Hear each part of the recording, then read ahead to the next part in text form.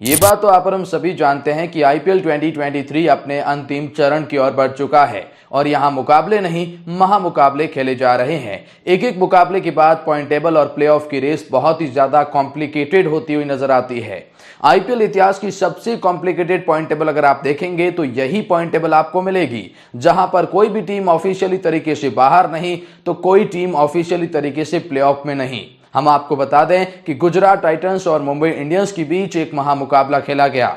ये दोनों के लिए मस्ट विन मुकाबला था, लेकिन मुंबई इंडियंस की इस जीत से गुजरात टाइटंस के लिए अब मुश्किलें बढ़ी तो मुंबई के लिए खुशखबरी आई है। मुंबई इंडियंस की इस जीत ने कैसे चेन्नई की मुश्किलें बढ़ाई, आरसीबी का बेहाल कर दिया है, राजस्थान को भी प्लेऑफ से बाहर करने के कगार पर लाकर खड़ा कर दिया है, तो बाकी टीमों के लिए भी बदल दिए हैं सारे समीकरण। आइए आपको बताते हैं गुजरात के खिलाफ मुंबई इंडियंस की जीत के बाद क्या है पॉइंट टेबल और प्लेऑफ का हाल, जानते हैं इस खास रिपोर्ट में। वीडियो में आगे बढ़ेंगे और आपको बताएंगे सब कुछ, लेकिन उससे पहले हम आपकी राय जानना चाहते हैं। हम जानना चाहते हैं इस बार आईपीएल 2023 में आप सबसे कमजोर टीम किसको मानते हैं, आपकी राय में कमेंट सेक्शन में जरूर बताइएगा। और हाँ, चैनल को सब्सक्राइब करके बेल आइकॉन को दबाना तो बिल्कुल भी ना भूलें। तो जी हाँ, आईपीएल 2023 का एक महामुकाबला गुजरात टाइटंस और मुंबई इंडियंस के बीच खेला गया। आईपीएल अब जैसे जैसे आगे बढ़ रहा है वैसे वैसे पॉइंट टेबल की रेस और भी ज्यादा इंटरेस्टिंग होती जा रही है और खास तौर पर मुंबई इंडियंस की इस जीत के बाद पॉइंट टेबल में बड़ा बवाल पैदा हो गया है और अब बाकी टीमों का बेहाल हो गया है। यहाँ तक कि सीएसके और गुजरात टाइटंस की भी मुश्किलें बढ़ती हुई दिखाई देती हैं। रॉयल चैलेंजर्स बेंगलोर का बेहाल, पंजाब को बड़ा झटका तो लखनऊ को कहीं का ना छोड़ा मुंबई इंडियंस की जीत से पॉइंट टेबल में क्या बवाल पैदा हुआ है, कौन सी टीमें बाहर है कौन सी अंदर है, सब कुछ जानते हैं इस खास रिपोर्ट में। अगर पॉइंट टेबल की बात की जाए तो पॉइंट टेबल में फिलहाल 10वें पायदान पर नाम दिल्ली कैपिटल का आता है। दिल्ली कैपिटल ने 11 मुकाबले खेले हैं और उसमें से 4 ही मुकाबले जीते हैं। 8 पॉइंट इस टीम के पास में है। दिल्ली कैपिटल आईपीएल 2023 की प्लेऑफ की रेस से बाहर हो चुकी है। इन्होंने इतना खराब खेल दिखाया है कि अब ये ऑफिशियली तरीके से भी बाहर कह सकते हैं। हम ऐसा इसीलिए कह रहे हैं क्योंकि दिल्ली कैपिटल को अब भी 3 मुकाबले तो खेलने हैं, लेकिन तीनों की तीनों जीतकर ये ज्यादा से ज्यादा 14 पॉइंट ही हासिल कर सकती है और वहां से ये टीम 100% बाहर ही होगी। इसके कोई चांसेस नहीं है अब प्लेऑफ में जाने की। पॉइंट टेबल में 9th पोजीशन पर नाम सनराइजर हैदराबाद का आता है। 10 में से 4 मुकाबले जीते हैं, 6 मुकाबले हारे हैं। 8 पॉइंट इस टीम के पास में भी है। सनराइजर हैदराबाद के बारे में भी अगर कहा जाए तो सनराइजर हैदराबाद प्लेऑफ में जगह बना सकता है, लेकिन मात्र ख्वाबी पुलाव के आधार पर, क्योंकि इस टीम को अब भी 4 मुकाबले खेलने हैं और चारों की चारों जीत कर ये टीम प्लेऑफ में जगह बना सकती है 16 पॉइंट के साथ में। भी रास्ता मुश्किल और दुर्लभ हो गया है क्योंकि बचे हुए 4 के 4 मुकाबले जीतना बहुत मुश्किल है। इनके ऊपर प्रेशर है, सामने वाली टीम के ऊपर भी होगा, लेकिन सनराइजर हैदराबाद ऐसा नहीं करती हुई दिखाई दे रही है। फिलहाल पॉइंट टेबल में 8वें पायदान पर नाम पंजाब किंग्स का आता है। 11 में से 5 मुकाबले जीते हैं और 6 मुकाबले हारे हैं और 10 पॉइंट के साथ में ये टीम 8वें पायदान पर है। पंजाब किंग्स के लिए अब प्लेऑफ के अगर समीकरण देखेंगे तो यही कहते हैं कि पंजाब को बचे हुए 3 मुकाबले और तीनों की तीनों जीतने जरूरी है। यानी पंजाब किंग्स के लिए एक बड़ा खेल यही है कि सारे मुकाबले जो बचे हैं वो जीत लीजिए और ये टीम प्लेऑफ में जगह 16 पॉइंट के साथ में बना सकती है। इनके लिए रास्ता खुल सकता है। शिखर धवन एंड कंपनी को बचे हुए सारे के सारे यानी तीनों की तीनों जीत कर प्लेऑफ में जगह बनानी होगी। खैर, पॉइंट टेबल में 7वें पायदान पर नाम कोलकाता नाइट राइडर का आता है। कोलकाता नाइट राइडर को बड़ा झटका लगा है। 12 में से केवल 5 मुकाबले जीते हैं, 7 मुकाबले हारे हैं। 10 पॉइंट ही इस टीम के पास में है। कोलकाता नाइट राइडर जो एक वक्त में अपनी धाक जमाती थी, लेकिन नीतीश राणा की कप्तानी में खराब खेल दिखाया है। इस टीम को अब भी 2 मुकाबले खेलने हैं। दोनों के दोनों मुकाबले जीतकर भी ये टीम ज्यादा से ज्यादा 14 पॉइंट ही हासिल कर सकती है और वहां से ये टीम क्वालिफाई नहीं करेगी।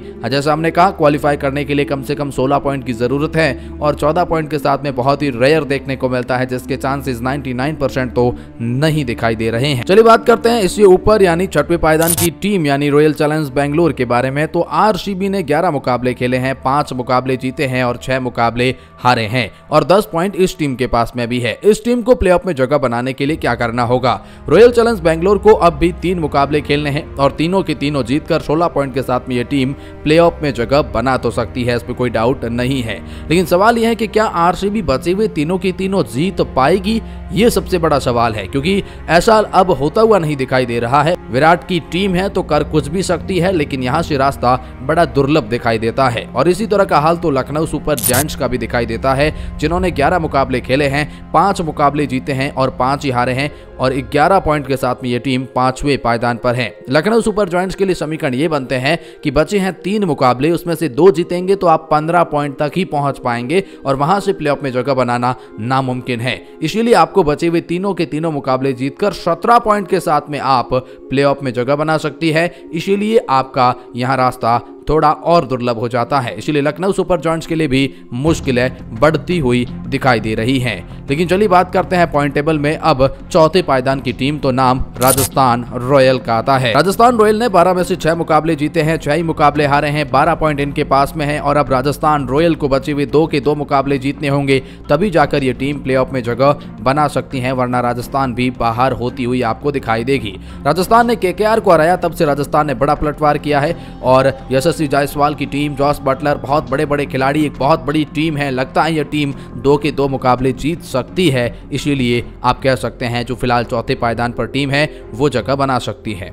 और अब कैसे एमआई ने सीएसके और जीटी की मुश्किलें पैदा करी है आपको बताते हैं। फिलहाल पॉइंट टेबल में तीसरे पायदान पर नाम मुंबई इंडियंस का आता है। मुंबई इंडियंस ने 12 मुकाबले खेले हैं और उसमें से 7 मुकाबले जीते हैं और 5 मुकाबले हारे हैं। 14 पॉइंट इस टीम ने हासिल कर लिए हैं। मुंबई इंडियंस के लिए रास्ता इसीलिए भी आसान नजर आता है क्योंकि मुंबई इंडियंस को अब केवल 2 मुकाबले खेलने हैं और उसमें से 1 मुकाबला भी जीत जाती है तो मुंबई इंडियंस अपनी जगह पक्की कर लेगी। यहां से आप 90% तो मान के चलिए मुंबई ने प्लेऑफ में जगह पक्की कर ली है, क्योंकि 2 में से 1 जीतना मुंबई के लिए आसान होगा। लेकिन दोनों के दोनों हारे तो फिर आप प्लेऑफ से बाहर हो जाएंगे, फिर आपको बचाने वाला कोई होगा नहीं। इसलिए मुंबई इंडियंस को सावधान रहने की जरूरत है। लेकिन एमआई की जीत से चेन्नई सुपर किंग्स के लिए भी टक्कर मिली है, क्योंकि 12 में से 7 जीतकर 4 हार कर 15 पॉइंट के साथ में ये टीम दूसरे पायदान पर तो जरूर है, लेकिन चेन्नई सुपर किंग्स के लिए अब भी 2 मुकाबले बचे हैं। दोनों में से 1 भी मुकाबला चेन्नई ने भी जीत लिया तो चेन्नई प्लेऑफ में अपनी जगह पक्की कर लेगी बिना किसी दूसरी टीम के ऊपर डिपेंड हुए। दोनों के दोनों जीते